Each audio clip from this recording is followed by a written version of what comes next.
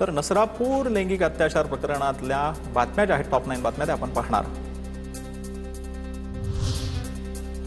नसरापूर प्रकरणातील आरोपीला कोण काय म्हणेल याचा विचार न करता हालहाल करत संपवावं.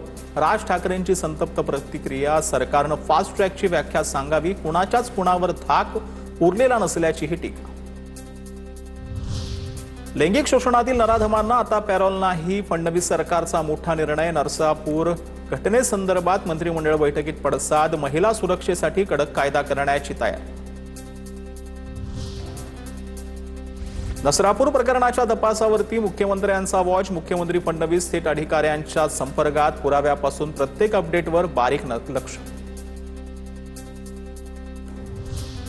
मुख्यमंत्र्यांमध्येच माणुसकीच उरली नाही. एका चिमुकलीवर अत्याचार झाला आणि तुम्ही पेढे वाटताय. नसरापूर प्रकरणावरून प्रणिती शिंदेंचा संताप. फडणवीसांना गृहमंत्री पदाचा राजीनामा देण्याची मागणी. तर प्रणिती शिंदेंनी प्रत्येक घटना राजकीय दृष्टीने पाहू नये. नसरापूर घटनेसंदर्भात कारवाईसाठी सरकार प्रयत्नशील. मंत्री गिरीश महाजनांचं उत्तर. एकनाथ शिंदे मुख्यमंत्री असताना अक्षय शिंदेचा एन्काउंटर केला होता. पोलिसांच्या बंदुका नराधमांच्या एन्काउंटरसाठीच नसरापूर प्रकरणावर खासदार ज्योती वाघमारे जे आहेत ते आक्रमक झालेले आहेत. जिल्हाधिकारी कार्यालयावर आंदोलन करत त्यांनी निषेध केला. नसरापूर घटनेवरून खासदार सुप्रिया सुळेंनी मुख्यमंत्र्यांची भेट घेतली. आरोपीला फाशी मिळेपर्यंत स्वस्थ बसणार नाही मुख्यमंत्र्यांनी आश्वासन दिले. सुळेंकडून शक्ती कायद्याची अंमलबजावणी करण्याची मागणी करण्यात आली. नसरापूर प्रकरणातील आरोपीचं वकीलपत्र घेण्याचा निर्णय. भोरमधील वकिलाच्या बार असोसिएशनचा निर्णय. भोर पुणे बार असोसिएशनचे वकील आरोपीचं वकीलपत्र स्वीकारणार नाही. भोर वकील संघटनेचे अध्यक्ष दत्तात्रय उरुणकर यांची माहिती.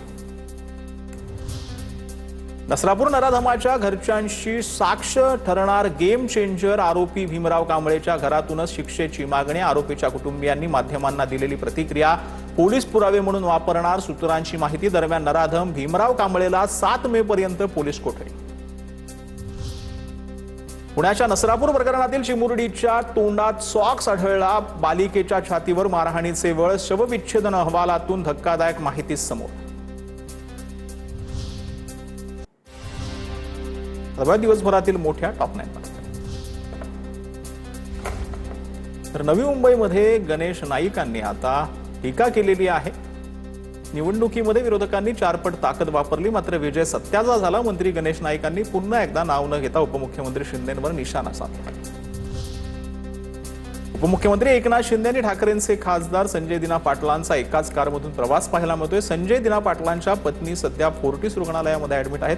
शिंदेंकडून त्यांची भेट घेत विचारपूस करण्यात आली. दोघांच्या एकत्रित प्रवासानं राजकीय वर्तुळात चर्चा पाहायला मिळते.